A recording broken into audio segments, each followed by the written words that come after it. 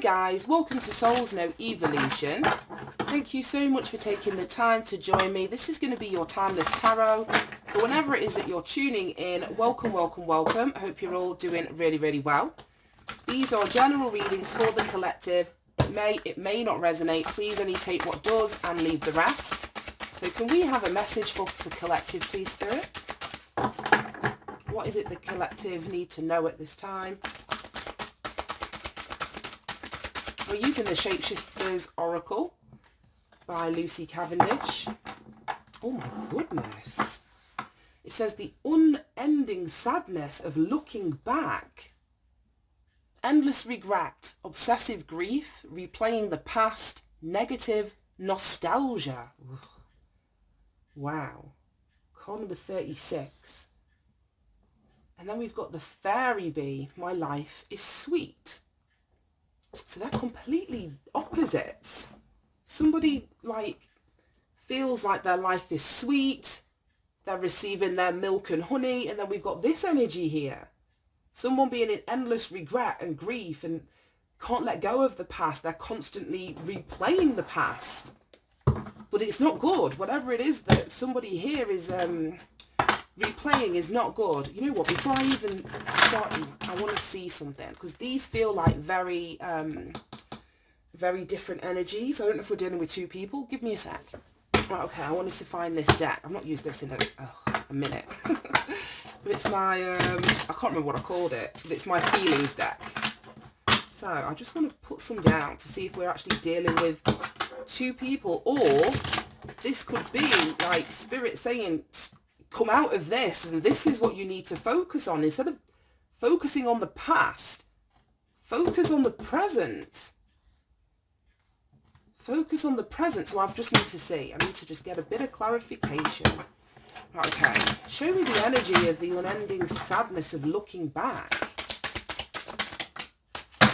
Oh, wow. Thankful and respected coming out in the reverse. Oh, well, that's like that attitude of gratitude. Frustrated. Okay. If you are stuck, I'm just going to read it as separate energies, but both of these energies could belong to the same person. So take it as it resonates for you. If you're not in this unending sadness, this could be somebody that, you know, is around you or connected to you in some way. Somebody that you're thinking about, I don't know. And you could be in this my life is sweet energy. But it feels like this unending sadness of looking back, as I was saying about how you get out of that, it's through this attitude of gratitude. Looking back and finding, you know, if you're looking back, finding the positives to look at. Somebody may not feel respected, whether it's because of their own actions, something that they did, somebody that they lost. We've got this grief, this regret. Somebody could not be respecting themselves here. But respected came out in the reverse. And then we've got frustrated, which the core feeling associated with that is anger. So somebody over here, like I say, isn't feeling great. And to get out of that, it's finding things to be grateful for, thankful for. Even if it's just the fact that you wake up in the morning, that you've got like, you know, breath in your body. You've got a roof over your head. I don't know what somebody is in regret for over here. So let me move over to this Fairy Bee. Energetic. Show me the energy of the Fairy Bee. Oh my gosh. Confused coming out in the reversed. And then surprised, but that came out in the reversed. And then we've got optimistic. Oh my gosh, this is the bridge. Right, if this is you, both aspects of this, this is where you are, this is where you want to be. Then what bridges the gap is optimism. This is very pessimistic energy. Replaying stuff of the past, only focusing on the things that didn't work out or the things that you feel as though you've lost. Even if you have done something to lose, you know, a person or things. I don't know, like I say, this could be like you've lost your house. I don't know. But optimism, being grateful and being optimistic is what is going to allow some sort of energetic shift, because my life is sweet. We've got all this bright energy. Someone's energetic here. Somebody is coming out of confusion. And this surprised is in the reversed as well. So it's like it's almost an expectation. So someone's not surprised that their life is sweet because they are optimistic. Does that make any sense? So like I say, I don't know. Like I say, who we're dealing with here. You could be dealing with somebody in this energy and you're in this energy. Take it as it resonates. 9 of Wands. Well, we've got the actual card that comes out with the deck. Actually, let's get one off the top of each of these. Wow. 9 of Swords. And the 4 of Wands. I mentioned home. I don't know if somebody's lost a home here. But I was feeling that before any of these cards came out. Let me just make some space because I've got shit everywhere now. I can't get the cards off the table. Frustrated, respected, and thankful. I just want to be able to see all of them. And the bottom of that card. Right, okay, we've got 9, 9, and a 4. Right, and the same over here. And it's so funny because we've got all this yellow and orange energy, which is the colour of the honey bee. Well, the fairy bee, whatever. Surprised, you're not surprised, you're not confused anymore. You've got lots of energy. Things may be looking up for those that are in this energy over here. And you're feeling that life is sweet for you. You may have been in this energy at one point, which is why I'm saying, like, if somebody is in that energy, don't beat yourself up or continue to beat yourself up about it. With this optimism here, we've got embarrassed that's just shown itself. With this optimistic energy, which is like Sagittarius 9th house energy. Yeah, because we've got 2 9s. Right, the 9th house is about wisdom. It's about higher education. It's about learning. There's some sort of, because Jupiter is a very expansive planet. So it's going to expand whatever it is that you choose to focus on. So if you don't feel great, this is why this sadness feels like it's unending. You've got to be able to shift your focus here. You start with 2 9s. This is Sagittarius energy, as we were just talking about, this optimistic energy. It's resilience, it's feeling tired. I don't know if you've been putting in a lot of energy or a lot of effort to try and reach an end goal. It may have something to do with a home or a house, a relationship. So we don't know if somebody is in the process of stressing or worrying or being frustrated about a housing situation or a relationship situation, some sort of commitment, where they feel as though they're losing something, something slipping through their fingers, or they've already lost something. And somebody may feel embarrassed about that situation that they're in. Right, okay. There's just so many cards. Let me leave that, in the middle so I can see it. Right, I want to get some cards over here. Energetic, confused in the reversed, 8 of Cups, 4 of Pentacles, 3 of Swords. Bottom of the deck, we've got Temperance, more of this Sagittarius energy. Optimistic, and then the Temperance Angel. And now, why do I keep seeing all these cards that are splitting? Discouraged and submissive. Right, I'll leave those there. But as I was saying, this optimistic energy is very much a key word in terms of the 9th house Sagittarius energy.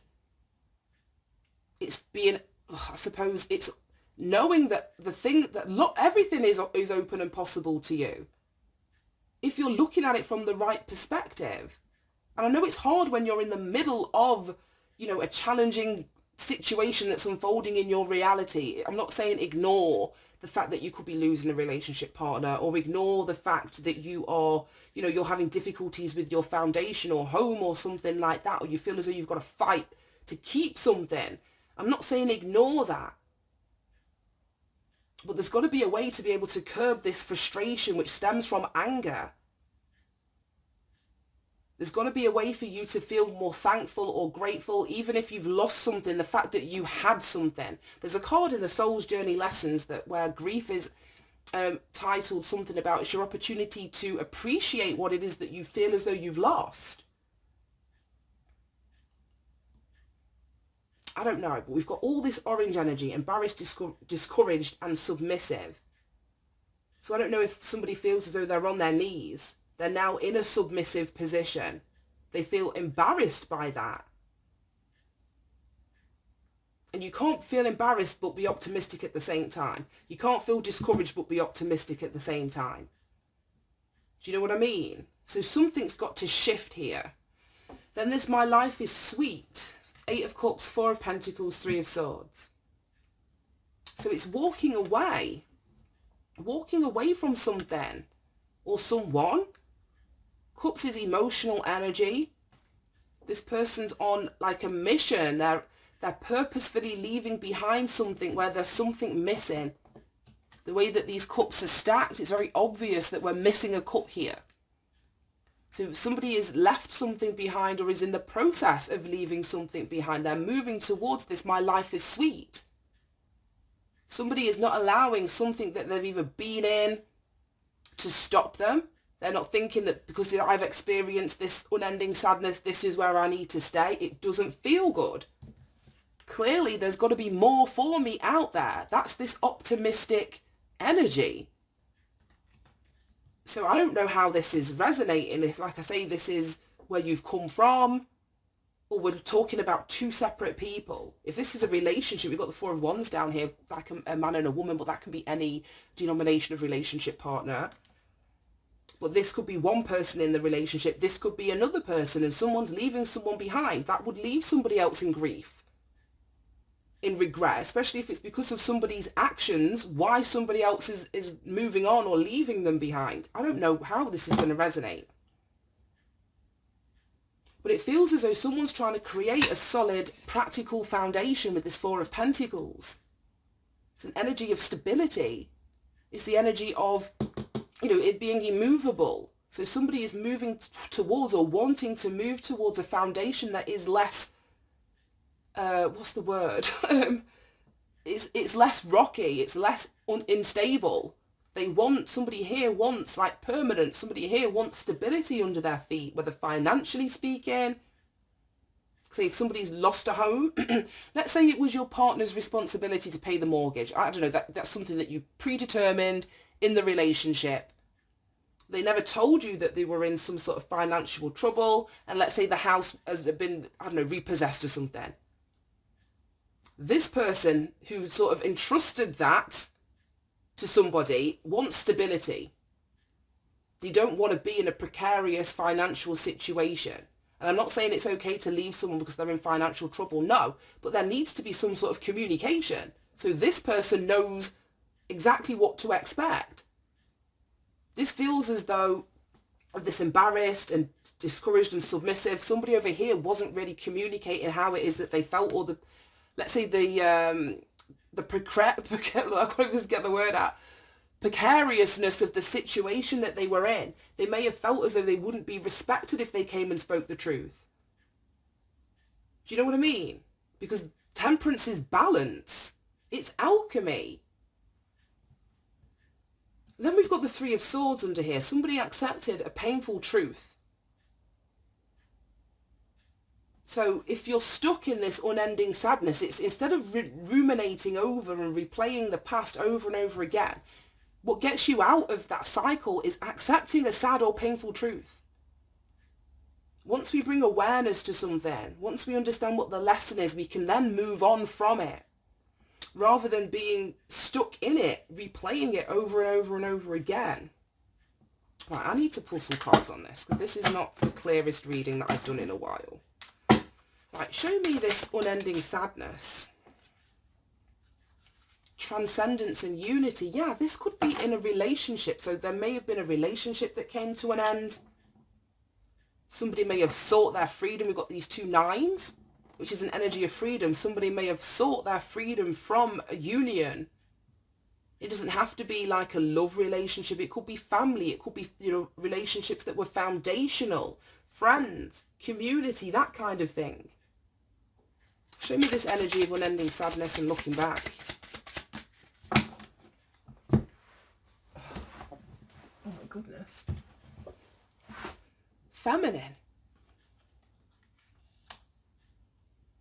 We've got feminine. So I don't know if this is a feminine energy that's in this unending sadness, in regret.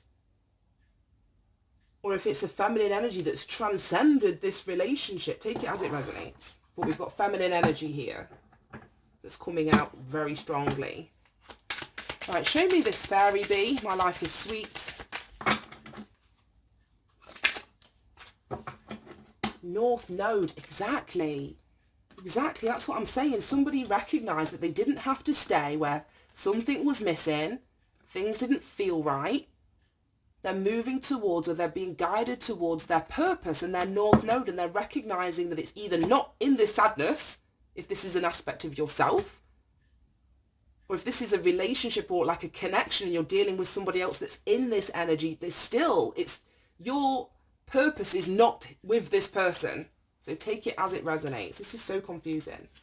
We've got North Node, cosmic, and purpose. And we had that last reading with the whale, the Akashic Library kind of opening up. That Three of Swords was in there too. Okay, these have just slipped out. Venus, planet of love, an author. I don't know if there's a relationship that's coming in as you move towards your purpose, as you walk in your North Node. This could be very much self-love. As I was saying, you sort of understanding that you don't have to put up with that, or you don't have to allow that energy if it's your own energy, and you making a different choice and being more optimistic and loving yourself, nurturing yourself out of this sadness. Oh my gosh, then we've got these coming out sideways. Guarded and vulnerability, renewal and spark. Okay, let's just stick these sideways. We've got freedom at the bottom of the deck. Freedom, leap, opportunities, and Uranus energy. Now, Uranus rules Aquarius energy. So I don't know if you've got an Aquarius North Node. We don't have any major arcanas now I'm looking at it. You could have an Aquarius, Sagittarius. You could have a Sagittarius North Node or an Aquarius North Node here. Or an Aquarius Venus or a Sagittarius Venus. I don't know. Detachment and cold. Yeah, I feel someone's leaving somebody behind. That's what it feels like to me. And somebody's in grief about it. That's what it feels like. Somebody wants to heal though. Somebody wants to heal. Somebody wants balance in their life, in their experience. They don't want this plunging into low vibrational energy. And I'm not saying it's not okay to feel sad. Of course it is. It's okay to have regrets. It's okay to experience grief. And you've got to move through the stages of grief. But the universe and God doesn't want us sitting in that unendingly. Unendingly. Especially if, I don't know, it's going to sound harsh, yeah, with that cold. I was going to say, especially if we are the ones that have created that sadness and grief for ourselves. The universe is saying we've got to snap out of it. There is a time for grieving, but there's also a time for healing. This energy is so strange. Right, okay. I'm done with that. I don't know if I want to, let me just quickly pull one of these. Any more messages about this unending sadness? Looking back. Oh my gosh, friendship. Could have been a friendship, like I say, community, something foundational. Oh, we've got this person that's actually being like, you know, just sat with two friends, the feminine energy. We've got feminine down here, and one of the guys has got his hand on her shoulder, like commiserating or, you know, comforting her in some kind of way. So very well could be a feminine energy that's in this unending sadness of looking back. Then we've got the home. As I said, some sort of foundational energy. I don't know if somebody wants to renew this or get this spark back. Right, show me this fairy bee. My life is sweet. The scales. Things are being rebalanced. For anybody that's walking in their North Node, or this person over here with my life is sweet wants there to be more balance and stability. Right, show me this fairy bee. My life is sweet. We've got the libido. It fell over here though. And you know what? I was getting, could that potentially be a third party situation? Not seeing any of the cards, but it could be. Like I say, if there's obsessive grief, replaying the past, endless regret, there may have been a third-party situation over here, and somebody left. Because we've got libido, and that's like that sexual energy. I don't know. Take it as it resonates. Take it as it resonates. Right, I'm done with that. I want to read. Let me see how long they are. Because anybody that's in this energy, I want you to get just as much advice and guidance out of this. Because not every experience in life is easy to deal with. So I'm not saying like, oh, snap out of it. I know what it's like to be stuck in a loop or a cycle. So let me see how long this is anyway. Okay. Right, okay. It says, our past is fascinating. Our past is rich. Oh my gosh, I'm really setting fire to the damn book. Let me move these damn cards. There's so many on the table today. Here we go. Our past is fascinating, our past is rich, and our ancestry is worth investigating. But to live there, to cry because we believe we are no longer at that one perfect time in our lives, is to deny the gift of the present. We said all of this. When this card appears, know that you are experiencing an epiphany, that your sadness is now of your own making, for you are recycling the moment in the past when all changed, when your world failed you, and this is preventing you from opening and being fully alive now. This is not a death, but a long, lingering non-life, a twilight life, a kind of way of preventing yourself from the possibility of ever being hurt again. Please allow yourself to come back to us from the land of the unburied. Slowly if you must, but place the past and its unrealized promise down. Bury it, let it become a memory, and allow your guides to bring you into the beauty of life once again. So this could be someone, like I say, that was feeling this way, but is now being called towards a sweeter life because they're following their purpose or they're following their North Node. This still could be two separate people. Take it as it resonates. And card number 6, let me read this quickly. The fairy bee is here to show you where the honey is and how to attract the pollinators, the sacred messengers who can create the connections that you need. Have no doubt your life can be as sweet and sound as honey, as healthy and strong and productive as bees, and as busy doing something that you love as theirs. And at the end of the time of busyness that's heading your way, the inertia and feeling of being left out of one of life's secrets will have been lifted. You will experience abundance and golden times when this card shows up. It says, let the bees show you their ancient wisdom, and if you listen, they will show you where the honey is. Have a 10-minute sunbath each day, smell the flowers, taste the honey, and let the golden age begin. Yes, this could very well be the energy of one person. So coming out of this, like it said in that last card, I can't remember now. But, oh my God, I was holding up the wrong card all this time. Oh my God, you know what? Yeah, this very well could be somebody who was feeling discouraged or stuck in the past that's now waking up to the fact that they don't have to stay there. But like I said, this could very well be two separate people as well. So take it as it resonates. I'm done in. That really fried my brain. Right, thank you for tuning in, guys. Have a great day, and I'll speak to you soon. Bye-bye.